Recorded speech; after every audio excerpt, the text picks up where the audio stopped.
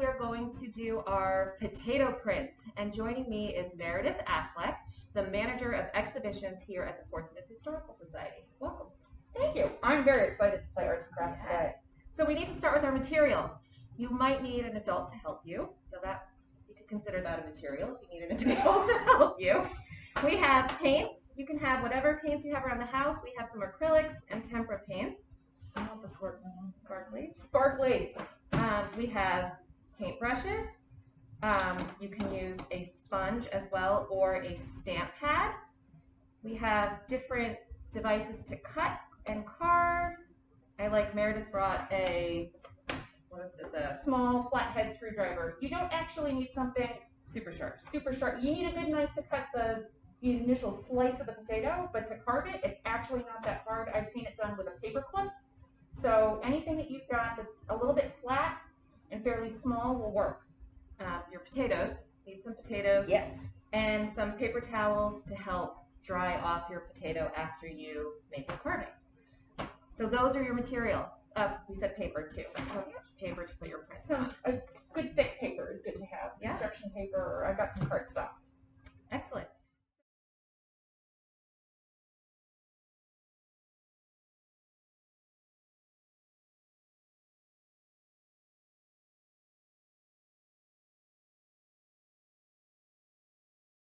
You want to start as well? Yes. You can have a cutting board if you want. You're going to cut your potato in half. So Depends on how big your potato is, I suppose. yeah, these are a little bit small. So I'm going to cut this one. This one's small. I'm going to cut it long ways. Yeah, it's not that hard to cut a potato. So there's my potato cut in half. I only cut the end off of mine, figuring if I mess up, I can take another slice off. That's a really good idea. I'm planning ahead for when I mess up. There's no messing up. And then you can dry your potato a little bit. You'll dry it again before, after you do your carving as well. Now your carving can be simple. It could be just a triangle. It can be a circle. It can be, any kind of geometric shape. You can get fancy and do some stripes. You can do, I tried to carve a little fish once, which I'll show you a little bit later, a little fish, but whatever kind of print you might. Yeah, and if you've got those, sometimes you can find little cookie cutters. You can use a little cookie cutter to help you make an outline. You can get a fat marker and draw on the potato first if that's helpful. You can always start with sketching your ideas on a piece of paper like Don does. I mean, it's always helpful to plan ahead. So we're going to start crafting. Yes. I'm going to do a flower because it's my mom's birthday soon. So I'm going to do some wrapping paper for her for a long time. I'm just going to make some shapes, some lines and some shapes in mine, just a pattern that I can repeat on a piece of paper. I'm getting squirted with potato juice. Yeah.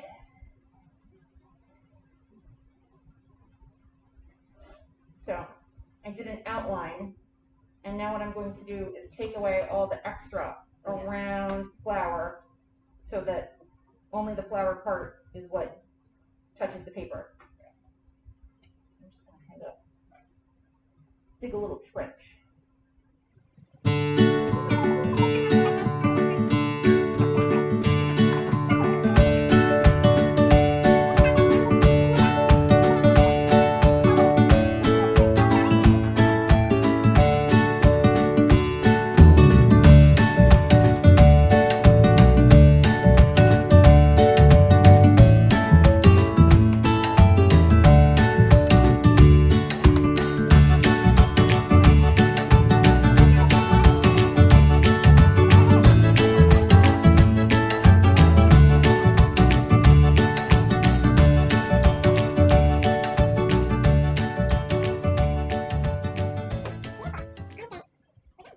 Now that I've got this nice juicy potato, I'm going to dry it off as best I can.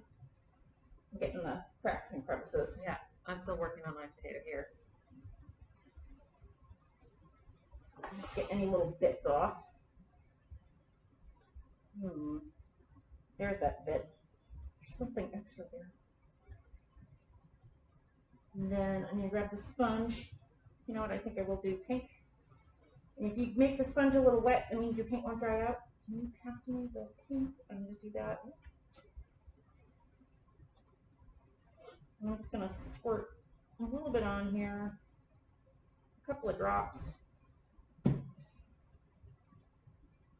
I'm just going to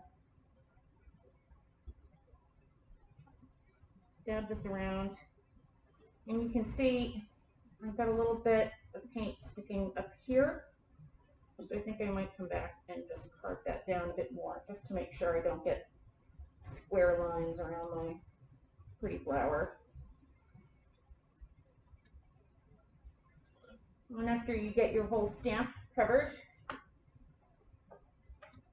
press it down, and then you put it down, and then you put firm pressure on it, maybe a tiny bit of a wiggle, and then pick it straight back up again.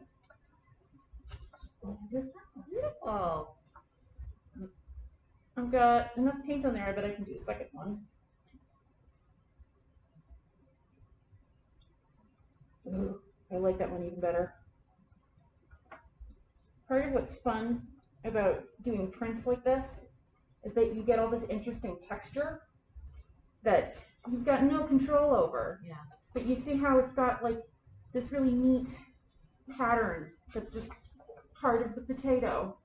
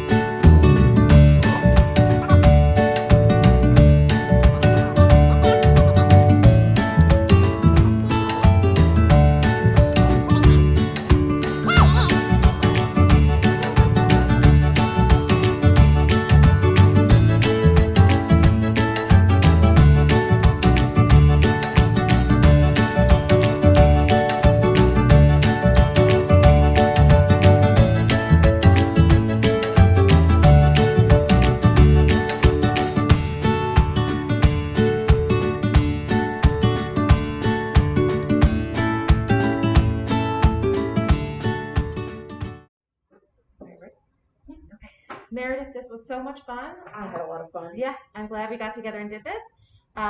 Make sure that you take a picture of your print, post it on Facebook or Instagram, and tag us. We can't wait to see what you've created. Yes.